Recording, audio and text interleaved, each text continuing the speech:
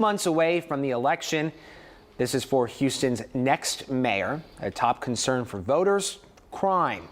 This is according to a new survey by Kinder Institute for Urban Research and Houston Landing. Joining me this morning to talk more about this survey is Eileen Grench, public safety writer for Houston Landing. Thank you so much for coming in this morning. Of course, thanks for having us. We appreciate your time. You know, when I was reading crime being a top concern, a big priority, I really wasn't all that surprised, but break it down for us. What does this mean to people, crime? Well, you know, crime has kind of bubbled up as an issue again. In the last decade, you know, it's kind of been it's kind of dropped out of first place, right? Because we had the coronavirus pandemic, we had Hurricane Harvey, we had a lot of other kind of crises that have kind of taken the limelight. And I think what I also heard from experts is that it's quite common for crime to become a top issue again during an election year. So I understand you wrote an article that breaks down concerns within this survey. You found that 8 in 10 Houstonians think it's very important the next mayor take action on crime. But I know Houston Police Department numbers show crime is trending down. So what do you think is contributing to the focus on public safety among these people surveyed?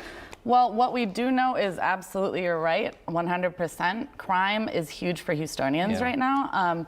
What we also have kind of learned is that, like I said, during election years, often crime becomes an issue because it's something that, you know, the city can directly impact. And I think people know that. At least that's what I heard from researchers.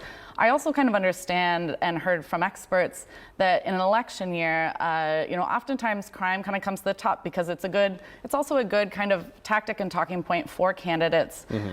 But again, we're kind of coming out of a bunch of other crises and crime has risen back up. And, you know, we didn't really dig into that in the survey necessarily of exactly what that means. But when I spoke with people, everyone resoundingly said, yes, they care about this. A lot of issues certainly to tackle. Does the survey explain whether participants want a tough on crime approach, or would they prefer more of that community policing approach? You know, this was a really surprising result from this survey for researchers. You know, they put out these two options, as tough on crime, community policing, as two things that can, you know, often can be polarizing, right? But surprisingly, almost half of Houstonians that were surveyed said that they wanted both. Both? Both. Yeah. With that, did they comment on interactions with police?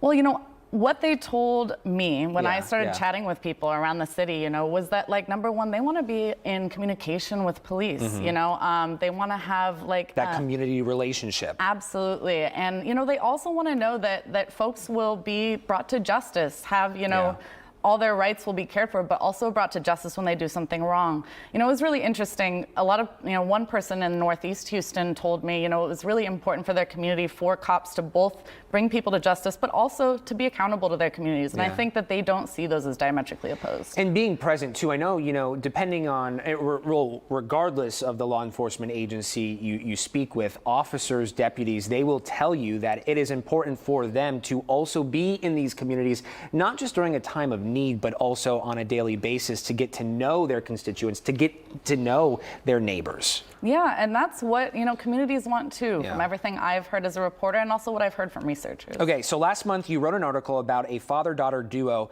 over in 3rd Ward who decided to tackle public safety on their own.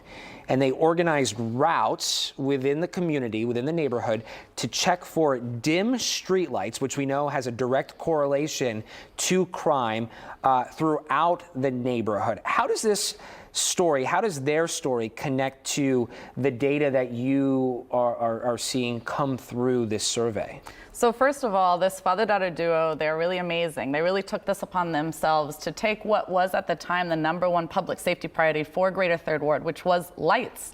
And sometimes, you know, you may not think of lights as public safety, but it was for that neighborhood. And so they tackled it. They made a map. They found all these lights that were out covered, and they got a lot of them turned back on. What was interesting, you know, seeing the results of this survey was that actually, you know, folks who said, neighborhoods where folks most said that they felt less safe walking outside at night had a direct correlation with folks who also said, you know, I want better streetlights, I want better sidewalks. Yeah, and when you look at that too, I remember early on in my tenure here at KPRC, I did a story it might have actually been a story that came from this survey, and there, you know, it showcased the correlation between, you know, empty lots, overgrown lots with crime, and you know, the lack of streetlights in those areas. And that's what I was hearing from experts. Infrastructure is huge, you know, and you know, while they said, you know, sometimes people might perceive crime that isn't there, whether it's real or perceived,